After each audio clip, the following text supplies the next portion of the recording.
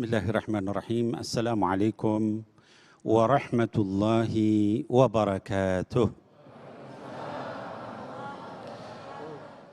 Alhamdulillahilladzi allafa baina qulubina fa asbahna bi ni'matihi ikhwana. Assalatu wassalamu ala sayyidil mursalin wa ala ummahatil mu'minin وعلى آل بيته الطيبين وعلى أصحابه المرضيين وعلينا ومن اتبعهم بإحسان إلى يوم الدين amin ya Allah ya Rabbal Alamin. Amma ba'd. Yang saya hormati dan insyaallah dimuliakan oleh Allah Subhanahu wa taala, jamaah yang baik yang di Masjid Al-Hidayah. Alhamdulillah pada siang hari ini kita masih diberikan nikmat iman dan Islam.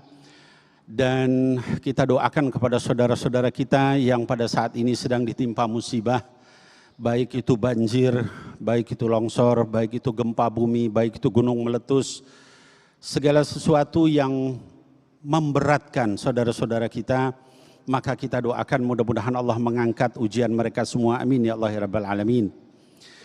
Hadirin wal hadirat yang dimuliakan Allah, tema kita pada hari ini adalah berkaitan dengan Islam dan lingkungan hidup, ya. Ibu-ibu masih sehat, Bu? Bapak-bapak masih sehat, Pak? Alhamdulillah, ya. Baik, jadi Islam dan lingkungan hidup. Kenapa kita membahas tentang itu? Karena sebagian besar yang terjadi pada hari ini itu tadi disampaikan oleh qari, yaitu kata Allah, "Dhaharal fasad fil barri wal bahri bima kasabat aydin nas." Ya. Terjadinya kerusakan di daratan, di lautan, itu sebagiannya atau sebagian besarnya adalah akibat ulah tangan manusia. Ya, terjadinya banjir. Kenapa banjir? Ya di hulunya ditebangin pohon-pohon dan sebagainya. Ya, daerah mungkin Cisarua, di daerah Puncak dan sebagainya, airnya melimpas ke Jakarta, mungkin ke Bekasi, kemana-mana begitu ya.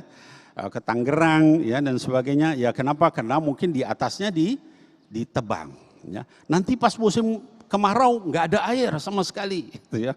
Terjadi longsor karena itu juga. Nah hadirin wal hadirat, maka Islam mengajarkan kita. Ada satu ayat, Bapak sekalian, Ibu sekalian, anak-anakku sekalian yang saya cintai karena Allah. Kata Allah Subhanahu wa taala di surah Al-Anbiya ayat ke-107. Kata Allah, "Wa ma arsalnaka illa rahmatan lil alamin." Apa mukjizatnya ayat ini? Apa keajaibannya ayat ini? Kata Allah, "Wa ma arsalnaka," dan sesungguhnya kami tidak mengutus engkau wahai Muhammad, ya, illa rahmatan, kecuali menjadi kasih sayang atau rahmat bagi al-alamin, bagi seluruh alam. Bapak Ibu sekalian, kenapa ayat itu gak menyatakan wa ma arsalnaka illa rahmatan linnasi ajma'in? Kami tidak mengutus engkau wahai Muhammad kecuali untuk menjadi kasih sayang bagi seluruh manusia, tidak. Atau linnasi wal jani ajma'in. Kami tidak mengutus engkau kecuali menjadi kasih sayang bagi manusia dan jin, tidak. Tapi lil alamin. Artinya apa? Linnasi walil jani, ya, walil hayawan, walil nabatat, walil jamadat, ya. Baik itu manusia, baik itu jin, baik itu hewan, ya, baik itu tumbuhan, baik itu benda mati, semuanya Nabi Muhammad itu diutus untuk menjadi menyayangi kepada seluruh alam, ya. Termasuk tadi hewan, termasuk tumbuhan, ya. Termasuk benda mati, gunung, batu, ya, dan sebagainya. Hadirin wal hadirat yang dimuliakan Allah, di dalam surah Al-Baqarah ayat ke-30, mari kita lihat satu persatu ini tadi. Ya, rahmat kepada seluruh alam. Ya, yang pertama kepada manusia. Kata Allah di surah Al-Baqarah ayat ke-30, kata Allah, "Wa idz qala rabbuka lil malaikati inni ja'ilun fil ardi khalifah." Kata Allah Subhanahu wa taala, dan ingatlah ketika Allah berfirman kepada siapa? Kepada seluruh malaikat. Apa kata Allah? Inni ja'ilun fil ardi khalifah, ya. Jadi Sesungguhnya aku, kata Allah, benar-benar akan menciptakan di atas bumi ini seorang khalifah. Jadi saya ingin nanya, kenapa dalam ayat itu tidak disebut inni ja'ilun fil ardi malikun atau amirun? Tidak. Allah katakan khalifah. Artinya apa? Kalau malikun, kita jadi raja, bebas. Ya, mau ngerusak kek, mau memperbaiki kek, mau membangun kek, segala macam itu semua dipersilahkan. Kalau kita jadi raja, ya Bu. Ya Pak, amir itu pemimpin, bebas. Tapi kata Allah khalifah, khalifah itu artinya apa? Wakil dari Allah subhanahu wa ta'ala. Pemimpin yang sebenarnya adalah Allah subhanahu. Berarti khalifah itu harus sesuai dengan aturan Allah subhanahu wa ta'ala. Gak boleh sembarangan. Baik dalam urusan manusia, baik dalam urusan binatang dan lain sebagainya. Hadirin wal hadirat yang dimuliakan Allah. Nanti kita lanjutkan pada segmen kedua, bagaimana Islam memperhatikan juga binatang, memperhatikan tumbuhan, bebatuan dan sebagainya. Demikian, kita tunggu segmen berikutnya, jangan kemana-mana.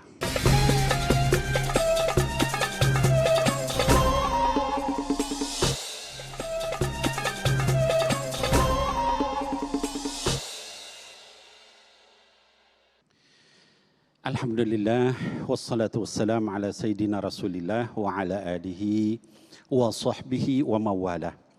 Hadirin wal hadirat yang dimuliakan Allah, tadi kita sudah membahas berkaitan dengan salah satu yang disebut di dalam Al-Quran, yaitu bagaimana manusia menjadi khalifah. Ya, Islam berbicara tentang manusia, dan manusia itu dikatakan manusia menjadi khalifahnya Allah. Artinya apa? Wakilnya Allah. Kalau ada satu misalnya perusahaan, Bapak Ibu sekalian, kalau misalnya ada direktur utama, lalu ada direktur, kira-kira direkturnya harus nurut nggak sama direktur utama? Harus, ya, pemimpin yang paling tinggi, ya. Nanti ada komisaris, ya harus nurut dengan aturan komisaris. Nah, begitu juga kita di dunia, kita ini harus nurut dengan aturan Allah. Kalau nggak nurut, akibatnya apa? Ya terjadi kerusakan. Tadi dikatakan fil barri wal bahri, di daratan juga di lautan, rusak semua karena manusianya nggak mau nurut sama aturan Allah Subhanahu wa taala. Hadirin wal hadirat, tadi kita bicara manusia. Tadi saya katakan bahwa Rasul itu dijadikan rahmat bagi seluruh alam, bukan hanya manusia. Ya, emang Islam bicara tentang binatang? Iya, Bapak Ibu sekalian. Mana buktinya? Buktinya dikatakan di dalam hadis, ya, yang diriwayatkan oleh Imam Bukhari dalam sahihnya. Ada dua hadis sahih, dua-duanya riwayat Bukhari, yang menyatakan tentang bagaimana Islam dan manusia, kaum muslimin muslimah harus memperhatikan juga binatang. Ya. Satu hadis yang pertama bicara tentang seorang wanita tunasusila, pelacur, ya. Pelacur ini dikatakan sedang berada di tengah padang pasir, lalu kemudian dia kehausan. Akhirnya jalan-jalan, ibu-ibu sekalian, terus dia menemukan ada satu sumur. Kemudian dia masuk ke sumur itu dengan susah payah sampai ke bawah, terus dia minum. Akhirnya dia nggak jadi kehausan. Terus naik susah payah lagi. Sampai ke atas dia lihat ada anjing sedang kehausan, mau mati. Anjing bukan meninggal ya Bu. Mati, ya, mau mati itu anjing, ya. Wanita tuh lihat nggak tega, dia turun lagi dengan susah payah karena nggak ada gayung, nggak ada apa-apa, dia pakai sepatunya diisi air, terus digigit pakai mulutnya, terus dia naik berkali-kali, turun naik karena tumpah, sampai akhirnya sampai ke atas. Dengan air itu dia kasih minum anjing itu, akhirnya anjing itu selamat, nggak jadi mati. Kata Allah, diampuni dosa-dosanya. Sebagai seorang pelacur tadi, ya. Kenapa? Bukan karena anjingnya, tapi karena ada kasih sayang kepada makhluknya Allah Subhanahu wa taala, ya. Makhluk itu udah mau mati, ya. Ketika ada rahmah di dalam hati kita, lalu kita berusaha untuk menyelamatkan, maka Allah pun ridho melihat wanita itu diampuni, akhirnya dapat hidayah jadi wanita yang salehah, ya. Ini karena apa? Karena kasih sayang, ya. Dalam hadis yang lain ada seorang ahli ibadah yang masuk neraka karena kucing. Bukan karena kucingnya. Tapi wanita itu disebutkan ahli ibadah, dia punya kucing, dia ikat kucingnya.